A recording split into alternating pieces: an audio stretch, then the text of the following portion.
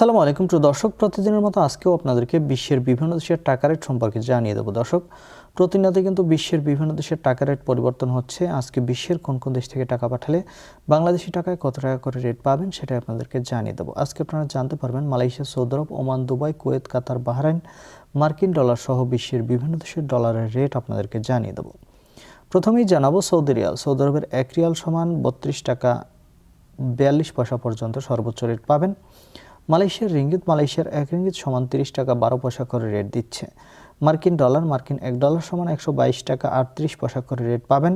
ইউরোপের 1 ইউরো সমান 144 টাকা 08 পয়সা এবং ইতালিয়ান ইউরো, ইতালির 1 ইউরো সমান 144 টাকা 08 পয়সা করে রেট পাবেন। দক্ষিণ আফ্রিকার 1 রান সমান 7 টাকা 45 পয়সা, সুইজারল্যান্ডের 1 ফ্রাঙ্ক সমান 148 টাকা 71 পয়সা করে রেট পাবেন।